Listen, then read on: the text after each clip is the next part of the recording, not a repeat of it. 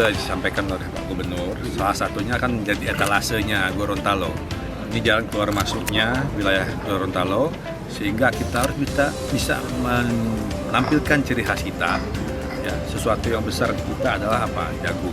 Ya, kami dari unsur Polri juga mendukung ketahanan pangan yang digaungkan oleh Bapak Presiden Prabowo. Gitu.